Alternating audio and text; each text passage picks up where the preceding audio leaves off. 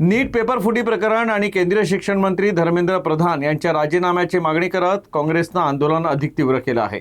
दिल्लीत राहुल गांधी यांच्या नेतृत्वात झालेल्या आंदोलनाला पाठिंबा देत नागपूर शहर काँग्रेसनं लोकभवनासमोर निदर्शनं करत केंद्र सरकारविरोधात जोरदार घोषणाबाजी केली।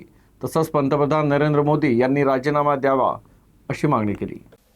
नीट पेपर फुटी प्रकरण आणि केंद्रीय शिक्षण मंत्री धर्मेंद्र प्रधान यांच्या राजीनाम्याच्या मागणीसाठी दिल्लीत विद्यार्थ्यांनी संसद मार्च काढला होता। या मार्च दरम्यान पोलीस आणि आंदोलकांमध्ये धक्काबुक्की झाली होती। त्यानंतर आंदोलक विद्यार्थ्यांना पांगवण्यासाठी पोलिसांनी लाठीचार्जसह स्मोक गन आणि वॉटर कॅननचा वापर केला होता। या घटनेनंतर काँग्रेसनं आक्रमक भूमिका घेत लोकसभेतील विरोधी पक्षनेते राहुल गांधी यांच्या नेतृत्वात पंतप्रधानांच्या दिल्ली येथील निवासस्थानाबाहेर आंदोलन केलं। याच आंदोलनाला पाठिंबा देत नागपूर शहर काँग्रेसच्या वतीनं लोकभवनासमोर निदर्शनं करण्यात आली।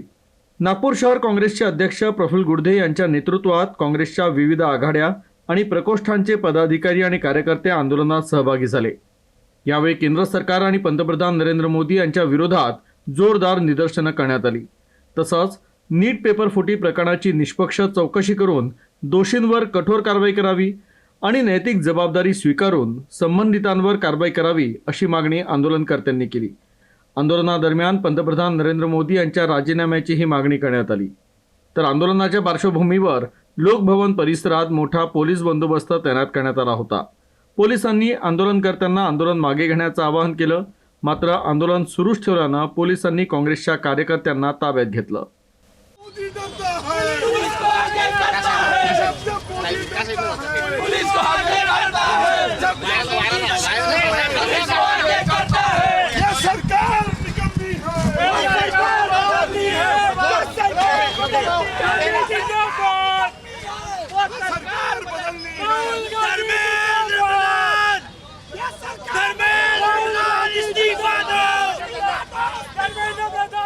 काल ज्या पद्धतीनं जंतर मंतरमध्ये विद्यार्थ्यांचं आंदोलन दडपण्यासाठी अमानुष पद्धतीनं त्यांना मारहाण झाली, पोलिसांनी बळाचा वापर केला, अश्रुधुराचा वापर केला आणि अनेक विद्यार्थी त्यामध्ये जखमी झाले आणि हे असंवेदनशील सरकार संसदेच्या मध्ये चर्चा करायला तयार नाही, आंदोलनकारींसोबत चर्चा करायला तयार नाही।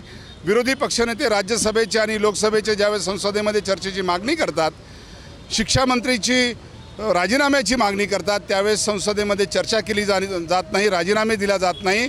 या उलट विद्यार्थ्यांवरती खोटे गुन्हे दाखल केल्या जाते।